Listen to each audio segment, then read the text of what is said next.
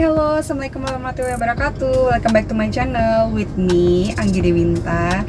Nah, terima kasih ya teman-teman. Kali ini kalian udah mengklik untuk channel ini. Nah, teman-teman, aku kali ini akan ngebahas yang namanya tentang APHB. Nah, pengertiannya APHB itu sendiri adalah Akta Pembagian Hak Bersama. Akta Pembagian Hak Bersama. Ingat ya, teman-teman. Nah, di sini kapan sih bisa terjadinya APHB? APHB itu bisa terjadi jika satu nama sertifikat itu telah meninggal dunia. Misalnya orang tua kita mempunyai satu sertifikat, ayah lah misalnya ya, kita ambil contoh. Nah, ayah kita itu sudah meninggal dunia dan kemudian meninggalkan 4 ahli waris, yaitu adalah ibu. Ibu ini termasuk ahli waris ya guys, dan juga 3 orang anak.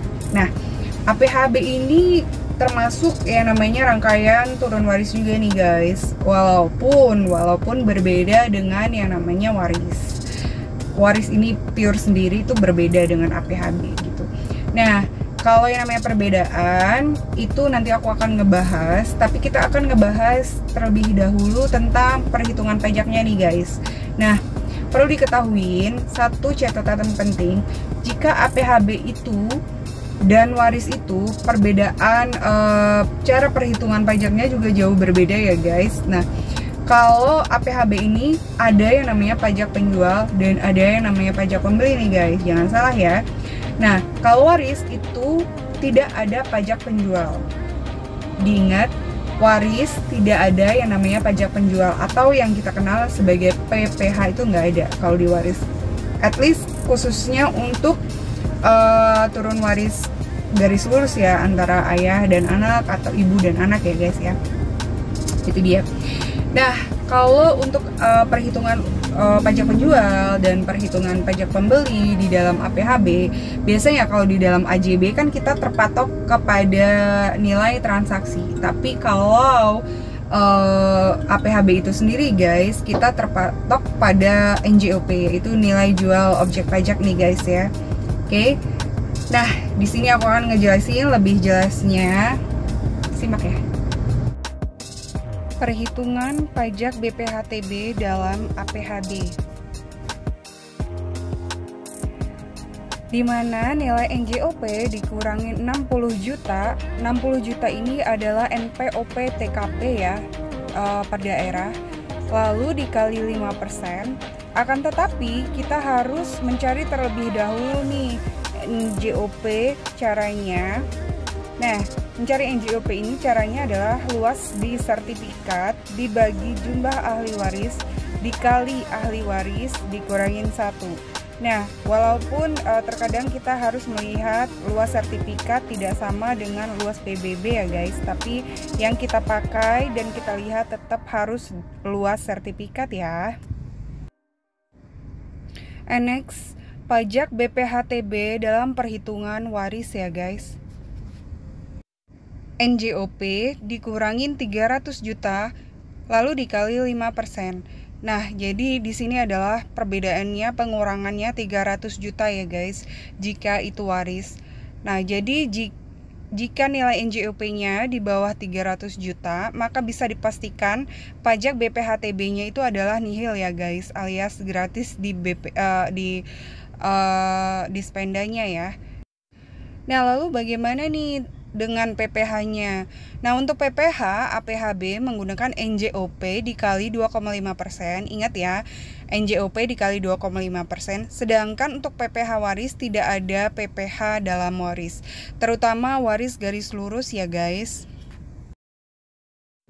Next, kita masuk ke contoh kasus. Di dalam pembahasan contoh kasusnya ini, Tuan Mantoni Wijaya meninggal, kemudian meninggalkan 1 orang istri dan 7 orang anak. Beliau mempunyai 680 meter persegi tanah. Ingat ya guys, 680 meter persegi. Nah, NJOP-nya untuk tanah di PBB tertera 285.000 per meter kubik. Dan bangunan luas 82 dengan NJOP 429.000 per meter kubik. Dengan kesepakatan, maka tanah warisan atas nama Mantoni tersebut jatuh pada ibu mereka yaitu Nyonya Tukiyah. Maka perhitungan PPh dan BPHTB-nya ialah, nah di sini yang kita buat adalah akta APHB ya guys, yang seperti aku udah jelasin, hanya tertera di sertifikat itu berarti nama Ibu Tukiyah aja ya guys.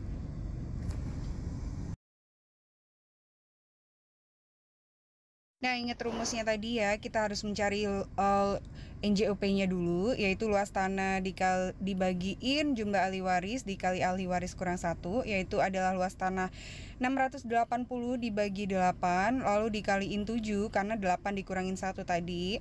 Nah, hasilnya 595 untuk tanah, dan 71,75 untuk bangunan, lalu dikalikan NJOP, lalu dijumlahkan ya guys. Nah, hasilnya adalah 200.335.750. Nah, NJOP-nya udah ketemu nih, jadi BPHTB adalah NJOP dikurangin 60 juta dikali 5%, yaitu adalah 200.355.750 dikurangin 60 juta, lalu dikaliin 5%, dan hasilnya adalah 7.017.788 yang harus dibayar ya. Dan PPh-nya adalah NJOP dikali 2,5%. Nah, hasilnya NJOP-nya itu di dalam PPh adalah bayarnya 5.008.894 ya guys. Nah, itu tadi guys penjelasannya tentang yang namanya pajak perhitungan untuk APHB. Nah, berikutnya aku akan ngebahas tentang apa sih perbedaan antara waris dan juga APHB ini ya guys.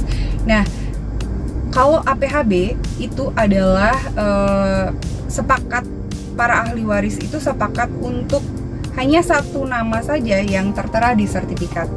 Ingat ya guys, hanya satu nama saja yang tertera di sertifikat. Nah, jadi biasanya ini nanti akan ada pengurusannya, pastinya akan balik nama atas nama ahli waris yang sudah yang masih hidup ya, ahli warisnya 4 orang itu tadi. Terus udah gitu kemudian dia akan yang namanya terbit lagi nama berdasarkan APHB itu ya, nama untuk satu nama, karena di dalam APHB sudah sepakat untuk mengkuasakan atau untuk mengatasnamakan satu pihak itu tersebut. Nah, jika itu waris berbeda lagi nih guys.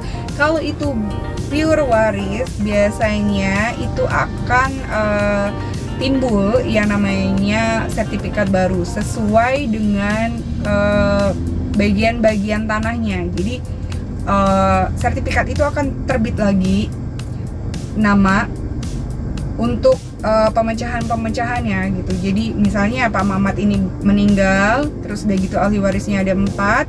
Nah, itu yang tanah 1 hektar itu tadi misalnya luasnya 1 hektar misal, itu akan dibagi 4 gitu. Jadi itu akan timbul masing-masing nih. Jadi akan terbit 4 sertifikat yang namanya beda-beda. Nah, jadi itu ya poin tipnya. Jadi pembahasan tentang APHB, mudah-mudahan ini bermanfaat buat teman-teman sekalian.